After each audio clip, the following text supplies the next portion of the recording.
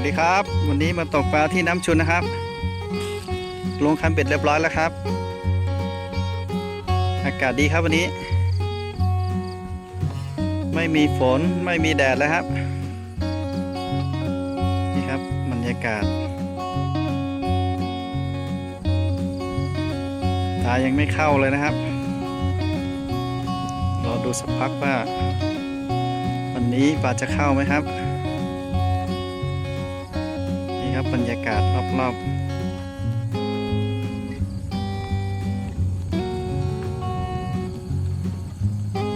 อากาศดีครับ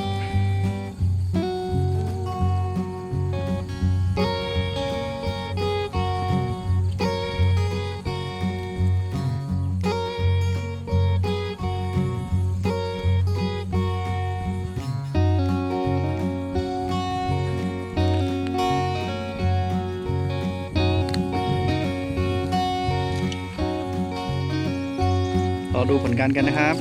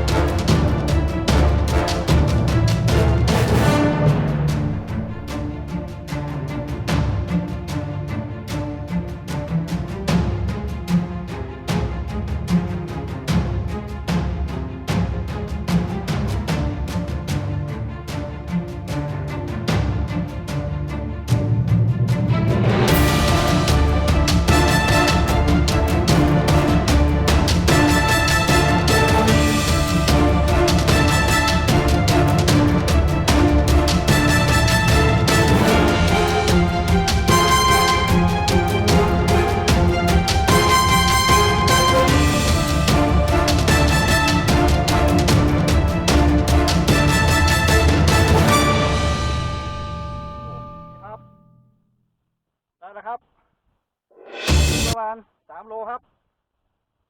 โอ้วิทย์ยากเหมือนกันครับก็ได้ครับตัวใหญ่ครับ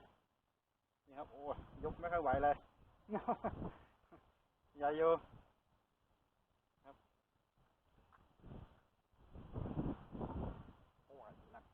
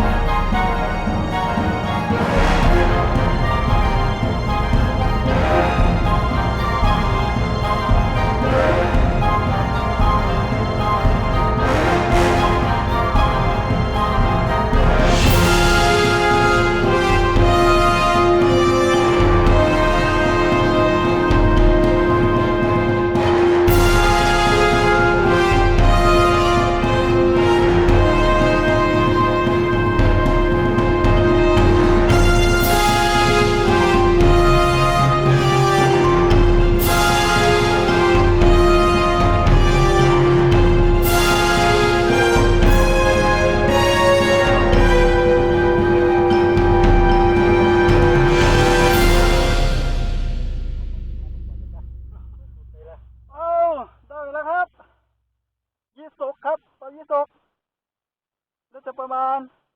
2 โลขึ้นไปครับ2 ถึง 3 โลครับตัวนี้สวยงามครับ โอ้เหนื่อยเหมือนกันเล่นไปสักพักหนึ่งแล้วครับนี่ครับสวยๆครับสุดยอด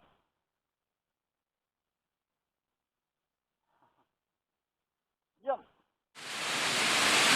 เป็นไงบ้างครับผลงานวันนี้จากสูตรที่ผมลงไว้เมื่อวานนะครับ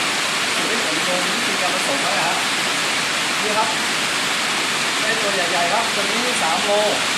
ตัวนี้2 โล2 โล 3นะครับเข้าไปทั้งหมด5 ครั้งได้มา2 ตัวหนาๆครับใช้ได้เลยครับจากสูตรที่ผมผสมไว้ที่ก่อนหน้านี้นะครับถ้าใครสนใจก็ลองไปผสมแล้วลองไปตกดูนะครับขอบคุณครับ